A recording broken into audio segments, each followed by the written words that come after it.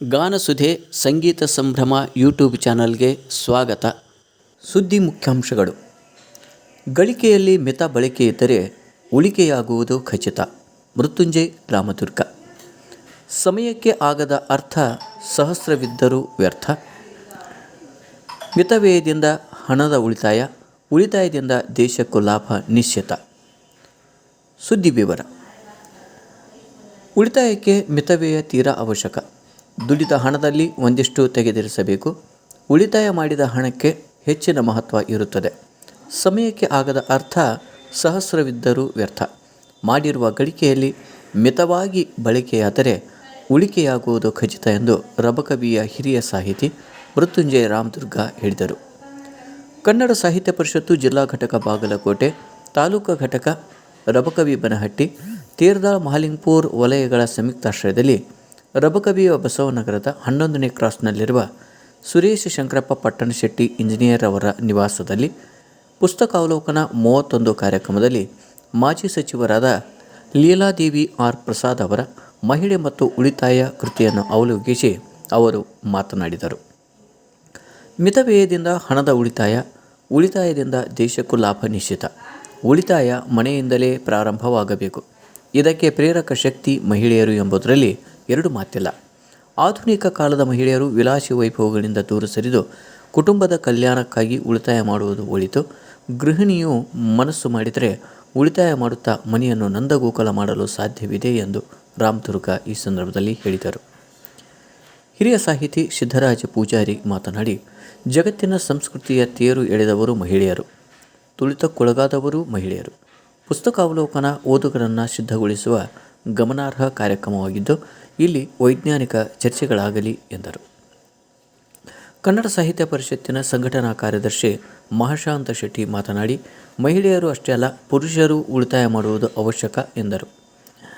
ರವೀಂದ್ರ ಅಷ್ಟಗಿ, ಬಸಯ್ಯ ವಸ್ತ್ರದ್, ವೈ.ವಿ. ಕೊರಡೂರ್, Mahadeva Kavishetti, Shivananda Bagalkot Math, Malleshappa Kuchanur, doctor Ravi Jamkhandi, ವಿಜಯಪುರದ ಸಾಹಿತಿ ಸಿದ್ದಣ್ಣ ಉತ್ನಾಳ್ ಸಂವಾದದಲ್ಲಿ ಪಾಲ್ಗೊಂಡಿದ್ದರು. ಇಂಜಿನಿಯರ್ ಸುರೇಶ್ ಶಂಕರಪ್ಪ ಪಟ್ಟಣಶೆಟ್ಟಿ ಕಾರ್ಯಕ್ರಮದ ಅಧ್ಯಕ್ಷತೆ ವಹಿಸಿ, ಓದುವ ಅಭಿರುಚಿ ಹೆಚ್ಚಿಸುವ ಮಹತ್ವಪೂರ್ಣ ಪುಸ್ತಕಾವಲೋಕನ ಕಾರ್ಯಕ್ರಮ ಶ್ಲಾಘನೀಯವಾದುದು ಎಂದರು.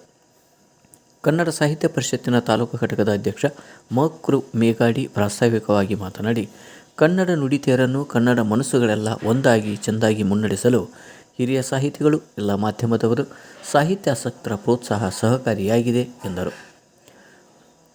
ಪ್ರತಿ ತಿಂಗಳು ನಡೆಯುವ ಪುಸ್ತಕಾವಲೋಕನಕ್ಕೆ 6 ತಿಂಗಳು ಅಗತ್ಯ ಪುಸ್ತಕಗಳನ್ನು ನೀಡುವುದಾಗಿ ವಾಗ್ದಾನ ಮಾಡಿದ ಮಲ್ಲೇಶಪ್ಪ ಕುಚನೂರ್ ಗಣ್ಯರು ರಬಕವಿ, ಅನುಪಮ ಪ್ರಕಾಶನದಿಂದ 50ಕ್ಕೂ ಹೆಚ್ಚು ಪುಸ್ತಕಗಳಿಂದ ಕನ್ನಡ ಸಾಹಿತ್ಯ ಪರಿಷತ್ತು ತಾಲೂಕು ಘಟಕಕ್ಕೆ ಕೊಡುವುದಾಗಿ ಸಿದ್ದಣ್ಣ ಉತ್ನಾಳ್ ಅವರು ವಾಗ್ದಾನ ಮಾಡಿದರು. ಅವರನ್ನು ಈ ಸಂದರ್ಭದಲ್ಲಿ ಸನ್ಮಾನಿಸಲಾಯಿತು. ಉತ್ನಾಳ್ ಅವರು ಮಾತನಾಡಿ, ಕನ್ನಡ ಸಾಹಿತ್ಯ ಪರಿಷತ್ತು ನಿರಂತರ ಕ್ರಿಯಾಶೀಲವಾಗಿರಬೇಕು. ಆ ನಿಟ್ಟಿನಲ್ಲಿ ರಬಕವಿ ಬನಹಟ್ಟಿ ತಾಲೂಕು ಘಟಕ ಮನೆ ಮನೆಗೆ ಸಾಹಿತ್ಯವನ್ನು ಮುಟ್ಟಿಸುವ ಮಹತ್ವಪೂರ್ಣ ಕಾರ್ಯ ಮಾಡುತ್ತಿರುವುದು ಶ್ಲಾಘನೀಯವಾಗಿದೆ. ಉತ್ತಮ ಕಾರ್ಯಕ್ರಮದ ಪ್ರಭಾವಕ್ಕೆ ಒಳಗಾಗಿ ನಾನು ಈ ಕಾರ್ಯಕ್ರಮದಲ್ಲಿ ಭಾಗವಹಿಸಲು ವಿಜಯಪುರದಿಂದ ಬಂದೆ ಎಂದು ಹೇಳಿದರು. ಹಿರಿಯ ಸಾಹಿತಿ ಶಿವಾನಂದ ದಾಶಾಳ್, ತಾಲೂಕಾ ಕಸಾಪ ಮಾಜಿ ಅಧ್ಯಕ್ಷರಾದ ಯಶವಂತ ವಾಜಂತ್ರಿ, ಪರಪ್ಪ ಪೂಜಾರಿ, ಡಾಕ್ಟರ್ ಸಂಗಮೇಶ್ ಹತಪಾಕಿ, ನಗರಸಭಾ ಸದಸ್ಯೆ ಗೌರಿ ಮಿಳ್ಳಿ, ಸವಿತಾ ಹೊಸೂರ್, ಸುಭದ್ರಾ ಪೂಜಾರಿ, ಹೇಮಾ ಸುರೇಶ್ ಪಟ್ಟಣಶೆಟ್ಟಿ, ಪ್ರಭಾವತಿ ಕೋಟ್ಯಾಳ್, ತಾಲೂಕಾ ಕನ್ನಡ ಸಾಹಿತ್ಯ ಪರಿಷತ್ತಿನ ಗೌರವ ಕಾರ್ಯದರ್ಶಿ ಶ್ರೀಶೈಲ್ ಬುರ್ಲಿ, ಗೌರವ ಕೋಶಾಧ್ಯಕ್ಷ ಡಿ.ವಿ. ಜಯಗೊಂಡ, ಈರಣ್ಣ ಗಣಮುಖಿ ಸೇರಿದಂತೆ ಅನೇಕರು ಕಾರ್ಯಕ್ರಮದಲ್ಲಿ ಭಾಗವಹಿಸಿದ್ದರು. ಶಿಕ್ಷಕಿ ರತ್ನಾ ಝಳಕಿ, ಶ್ವೇತಾ ದುಂಬಾಳೆ ಪ್ರಾರ್ಥನೆಗೈದರು.